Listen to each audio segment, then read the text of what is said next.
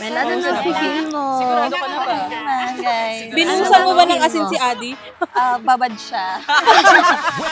Nasin ka, Mela. Binabad ko. Seems to know I got sunshine every move that I make. Go ahead and tell your friends if they don't know, then where they been, leaving gold dust every step that I take.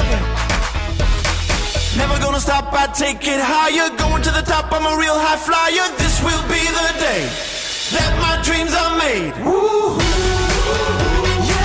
Sa travel buddy ko, sa ibang bansa, syempre, ang pinaka-pretty din, si Rosalie. Perfect. For travel, thank you kayo. Thank you, Mela. You're the best.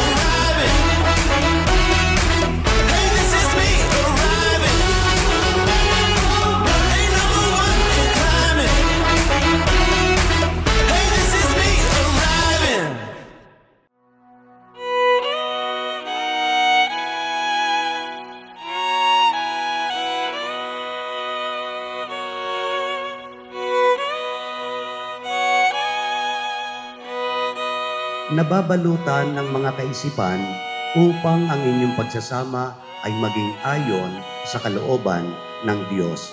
Yan ang dahilan kung bakit kayo naririto sa harap ng altar ng Diyos upang pag-isahin ninyo ang inyong pagmamahalan.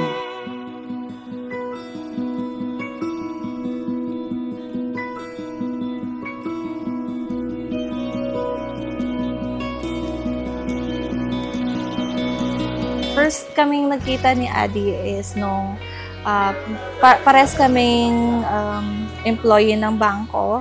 So, na first time ko siyang nakita nung first day niya sa work. Then, tinutokso na siya sa akin. And then, ayun, nag-umpisa na ang aming love story.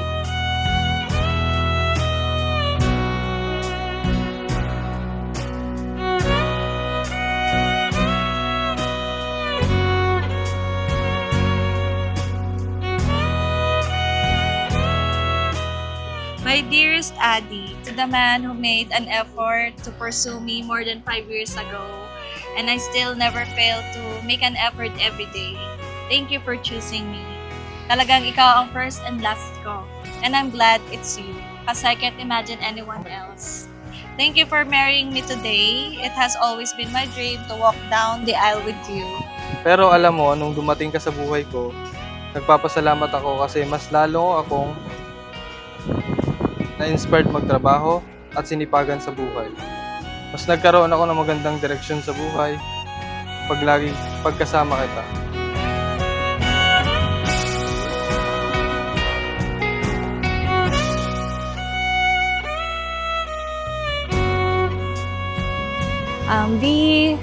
Finally, dumating na tayo sa araw na ito.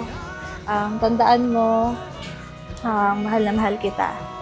Patuloy kong pipiliin na kasama ka sa aking buhay.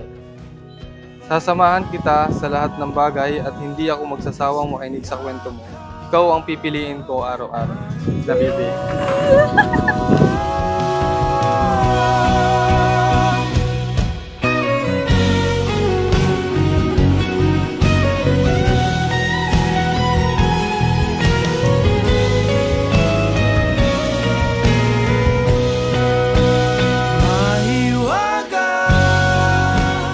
One of the most beautiful things that could happen to a person, even in his or her old age, is to be in love.